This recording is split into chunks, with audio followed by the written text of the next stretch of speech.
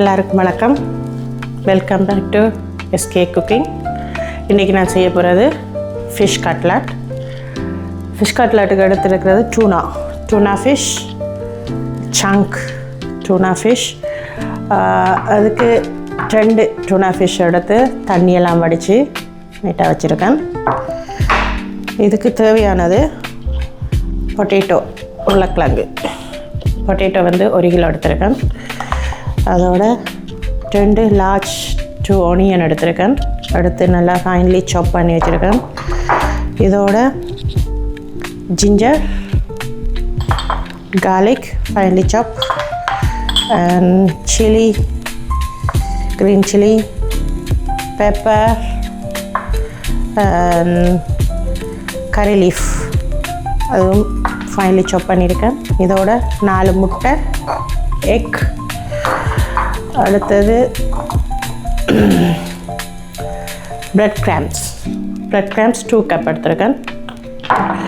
அடுத்தது rice ஃப்ளாவா 1 cup எடுத்திருக்கேன். இதோட ஃப்ரை பண்ணுறதுக்கு, வதக்கிறதுக்கு சன்ஃப்ளவர் ஆயில். இவ்வளோதான் இதுக்கு தேவையான சாமான்.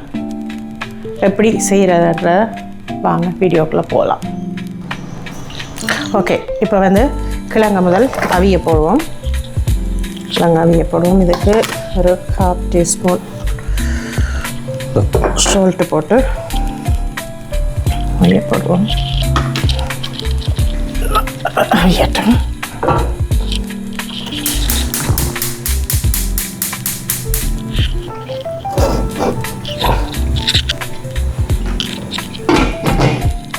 ஓகே, அது வந்து கிழங்கு வந்து அவியட்டும். அது வரைக்கும் அதுக்குள்ளே நாங்கள் கறி பேஸ்ட் எப்படி செய்கிறன்றதை ஸ்டார்ட் பண்ணுவோம் வாங்க.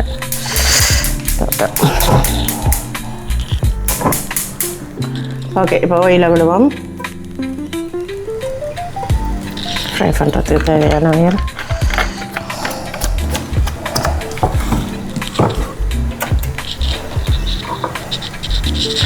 ஃபஸ்ட்டு வந்து ஓகே ஜஸ்ட்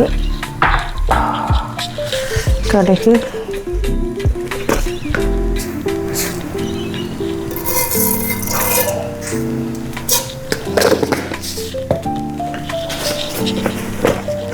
பெருஞ்சீரகம் புரியுது. இந்த ஸ்டேஜில் ஜிஞ்சர்,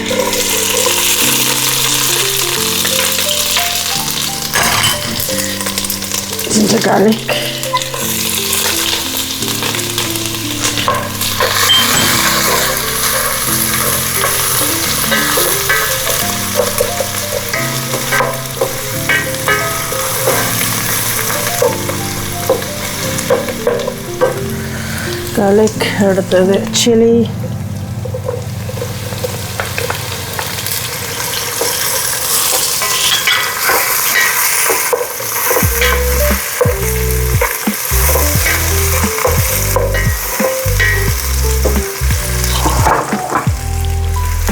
onion,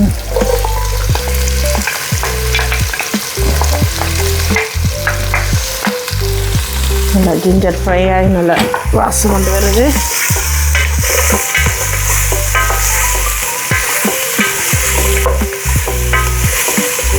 இதோட கருவேப்பிலை, கறி லீஃப் கொஞ்சம் கூடவா போடுறேன். ஃபிஷ்ஷில் ஸ்மெல்லுகள் எல்லாமே வாசமாக இருக்கும்.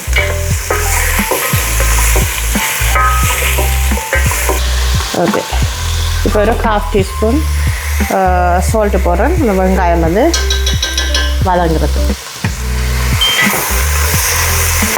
கொஞ்சம் நல்லா வதங்கட்டும். உங்களோட கிழங்கு அவிங்க ஒன்று இருக்குது, இது நல்லா கொஞ்சம் வதங்கணும்.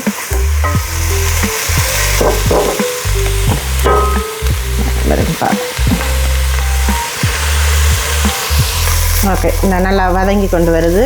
நல்லா இஞ்சி, கார்லிக், சில்லி, ஆனியன் எல்லாம் சேர்ந்து நல்ல வாசனை கொண்டு வருது. இப்போ இந்த ஸ்டேஜில் நாங்கள் தேவையான பேஸ்ட்டுக்கு தேவையான உப்பு 3/4 teaspoon, and turmeric powder 1/2 teaspoon, இதோட நான் சொல்ல மறந்துட்டேன், வெட்டுத்தூள் இதுலேயும் ஒரு 1/2 டீஸ்பூன். இந்த சில்லியும் இருக்குது 1/2 டீஸ்பூன். அதோடு சேர்த்து பெப்பர் 1 டீஸ்பூன் எல்லாம் போட்டு கொஞ்சம் நல்லா மிக்ஸ் பண்ணிவிட்டு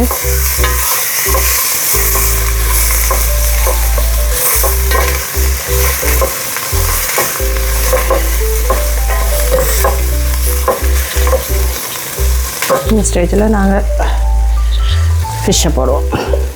ஊற்றி வச்சுருக்கேன் ஃபிஷ்.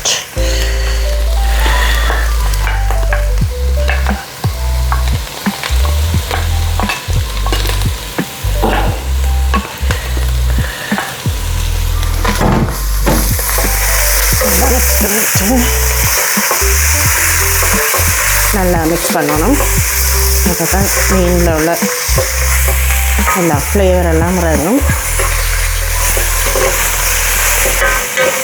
எல்லாம் குறைச்சி தான் போட்டிருக்கணும். உப்பு கிழங்குக்கும் உப்பு போட்டிருக்கிறதால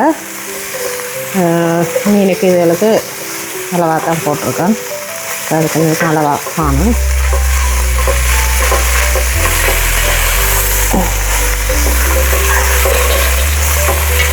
நல்ல ஒரு வாசம் வருது. வெடுக்கு மனம் இல்லாமல் நல்ல வாசமாக இருக்குது. நல்லா ஜிஞ்ச காலிக்கு இதுகளெல்லாம் போட்டிருக்கிறதால நல்ல வாசமாக இருக்குது. இதுவெல்லாமே போதும். இதோட நாங்கள் தேசிக்காப்பிளியை விட்டு இதை ஸ்டப் பண்ணிவிட்டு ஸ்டப் பண்ண போகிறோம். ஸ்டப் பண்ணிட்டு தேசிப்பிளியை விட்டு வேறு இறக்குவோம்.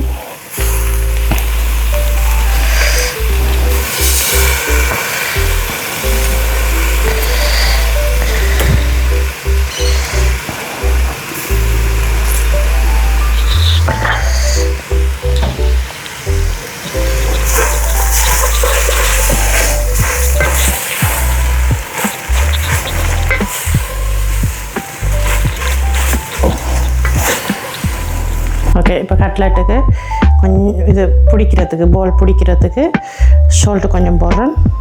இதோட ஒயிட் ரைஸ் ஃப்ளவர் எடுத்துருக்கேன். இதுக்கு ஒன்று சொல்கிறது முட்டையும் அதையும் போட்டு பீட் பண்ணி எடுக்கப்புறம் தொட்டு போடுறதுக்கு 4 முட்டை எடுத்துருக்கேன். 4 எக்.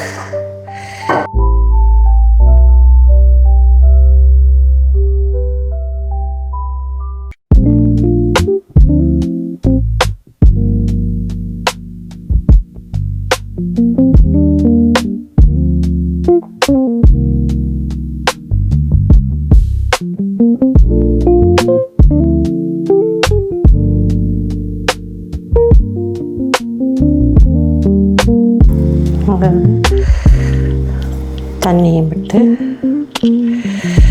இதுக்கு அளவாக தண்ணியை விடுங்க. அளவாக தண்ணி விட்டு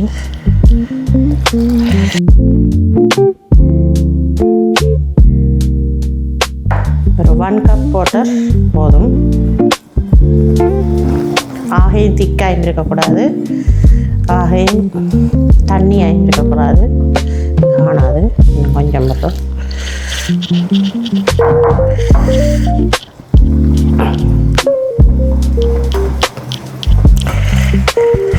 நல்லா மிக்ஸ் பண்ணணும். கட்டி இல்லாமலுக்கு கட்டியில் இருந்தால் கட்லெட் வடிக்கப்பா.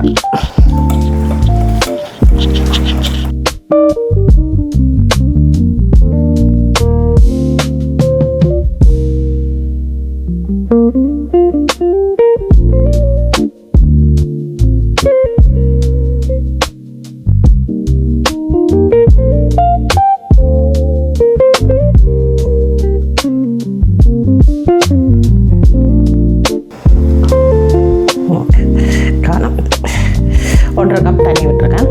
காரம் அளவாக இருக்குது. இது ரெடி. ஃபிட் பண்ணது ரெடி. அடுத்தது கிழங்கு அவிஞ்சேன்டா. கிழங்கு அவிஞ்சோடனே இதுக்குள்ளே பேஸ்ட்டுக்குள்ளே பிரட்டிட்டு நல்லா மேஷ் பண்ணிவிட்டு அப்புறம் கட்லெட்டை பிடிக்கிறது அப்படின்னு பார்ப்போம். ஓகே, இப்போ கிழங்கு அவிஞ்சிட்டான்னு பார்ப்போம்.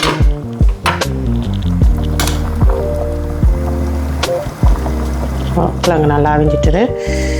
கிழங்கு இறக்கிட்டு ஆஃப் பண்ணிவிட்டு அடுப்பை தண்ணியை வடிச்சிட்டு அடுப்பு ஒன் பண்ணாமல் தான் நான் இப்போ கிழங்கை வந்து மேஷ் பண்ணி அதோட மிக்ஸ் பண்ண போகிறேன். ஏன்னா அடுப்பை ஒன் பண்ணிவிட்டு செஞ்சோன்னே கிழங்குல உள்ள தண்ணி இது வந்து தண்ணி ஆயிரும், கட்லெட் வந்து வெடிக்க பார்க்கும். அதனால் அடுப்பு ஒன் பண்ணாமல் எல்லாம் இது முடிஞ்சு இது ஃபைனல் ஸ்டேஜுக்கு வந்துட்டுது. இப்போ இதை கிழங்கு அவிச்ச கிழங்கு எடுத்து அதோட நல்லா மேஷ் பண்ணிவிட்டு உருண்டை பிடிக்க போகிறோம். ஓகே, தண்ணி நல்லா வடித்தாச்சு. பொட்டேட்டோவுக்கு நல்லா மேஷ் பண்ணிவிட்டு வச்சு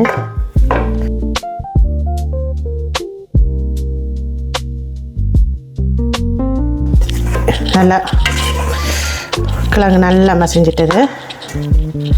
கொஞ்சம் நரவல் திருவலாக தான் இருக்குது, ஆக கூட மசிக்கல. கொஞ்சம் நரவல் திருவலாக இருந்தால் நல்லாயிருக்கும். இப்போ அப்படியே பேஸ்ட்டுக்குள்ளே போடுறோம். அடுப்பு ஒன் பண்ணாமல் தான் பிரட்டப்புறோம்.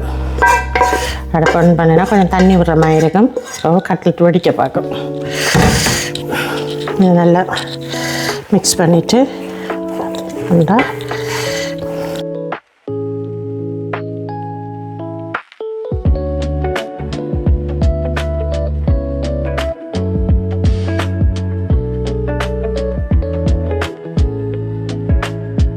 ஓகே.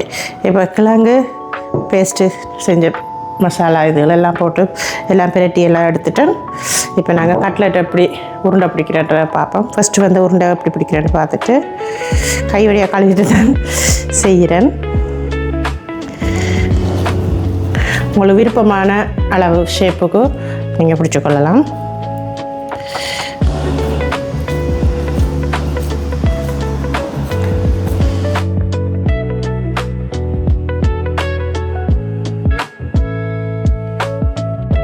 இறுக்கிய பிடிங்க, அப்போ தான் வெடிக்க.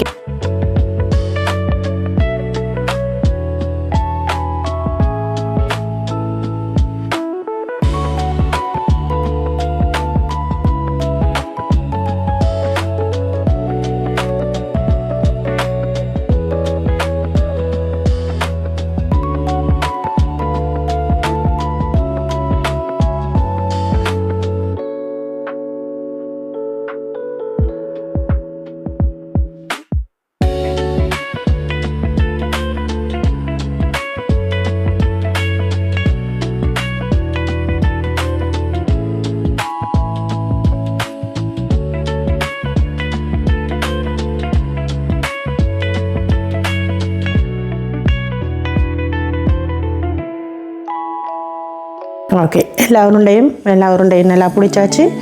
இதே ஷேப்பில் பிடிச்சிருக்கேன். உங்களுக்கு எது விருப்பமோ எப்படி உருண்டை ஷேப் விருப்பமோ அதே மாதிரி பிடிச்சிக்கொள்ளுங்க. இதுக்கு முதல் நான் அடித்து வச்ச மிக்ஸ் பண்ணி வச்சது அரிசி மாவும் முட்டையும் தண்ணியும் நல்லா கொஞ்சம் நல்லா மிக்ஸ் பண்ணி விடுவோம். மிக்ஸ் பண்ணி விட்டுட்டு இப்போ வந்து உருண்டையை துவைச்செடுப்போம்.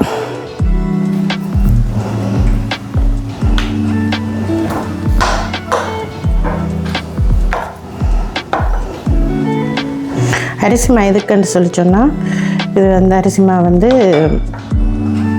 நல்ல க்ரன்ச்சியாக இருக்கும். மேல் பக்கம் வந்து நல்ல மொறுமொரண்டி இருக்கும். அதுக்கு தான் அரிசிமா கொஞ்சம் அரிசிமா போட்டதுன்றது. சில பேர் கோதம்பு மாவும் போடுவாங்க. அரிசிமா போட்டு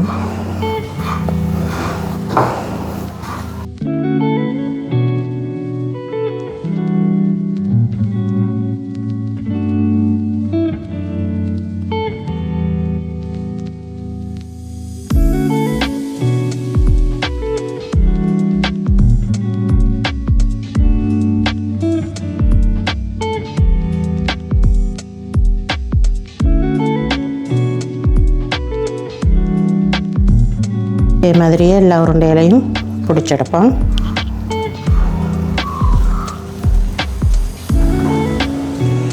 ஓகே, எல்லா கட்லெட்டும் உருட்டியாச்சு. இப்போ எப்படி பொரிக்கிறன்றதை பார்ப்போம் வாங்க. ஓகே, அடுப்பு ஆன் பண்ணிவிட்டு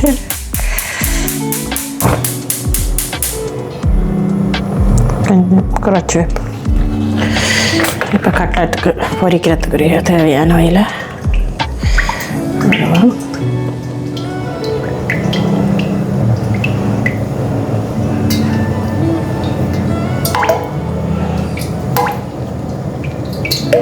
போதும். மூழ்கி பொரியிற அளவுக்கு தேவையான ஆயில். இது நல்லா கொதிக்கட்டும் ஆயில். ஓகே, ஆயில் நல்லா கொதிச்சிட்டுது. இப்போ ஒரு கட்லெட்டாக போடுவோம்.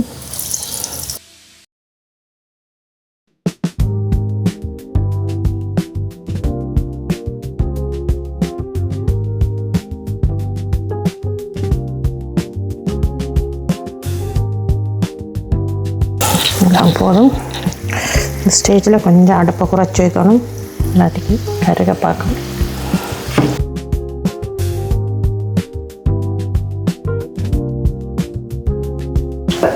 ஓகே, நல்லா கோல்டன் கலரில் வரும் வரைக்கும் பிடிக்கணும்.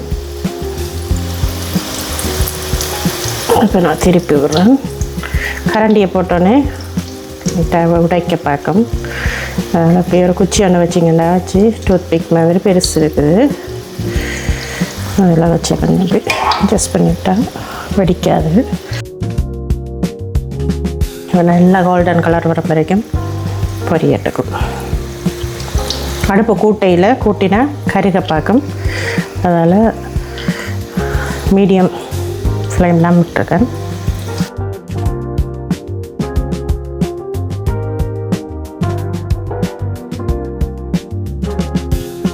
ஓகே, நல்லா இப்போ கோல்டன் கலருக்கு நல்லா பொரிஞ்சிட்டுது. நல்லா கோல்டன் கலரில் பொரிஞ்சிட்டுது. இதை இப்போ இறக்குவோம். இதே மாதிரி எல்லா கட்லெட்டையும் பொரிச்சு எடுப்போம்.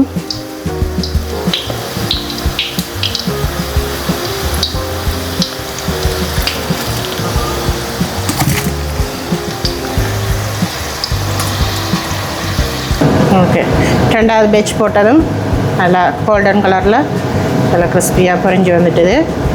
இப்போ வேறு இறக்கிட்டு அடுத்த பேட்சை போடுவோம்.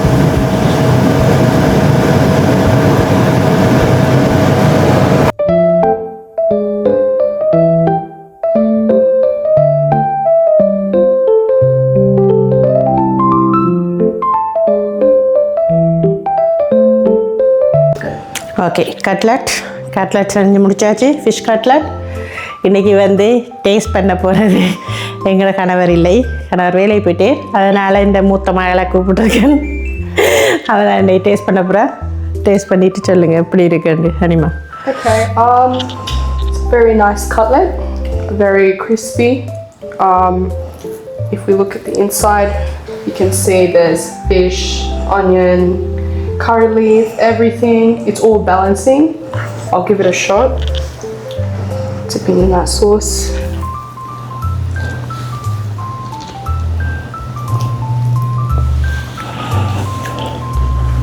Yeah, it's very nice. You should give this recipe a go. Shout out to my mom. Yeah, நல்லா இருக்குன்னு மகளே சொல்லிட்டா. ஓகே, இதே மாதிரி இதே மெஷர்மெண்ட்டில் இதே மாதிரியே செஞ்சு பார்த்து நீங்களும் செஞ்சு பாருங்கள், எப்படி இருக்குன்னு சொல்லி காமெண்ட்ஸில் போடுங்க. That's all. இவ்வளோதான், கட்லெட் செஞ்சு முடிஞ்சது. அடுத்தது நெக்ஸ்ட் வீடியோவில் பார்ப்போம். See you. Bye.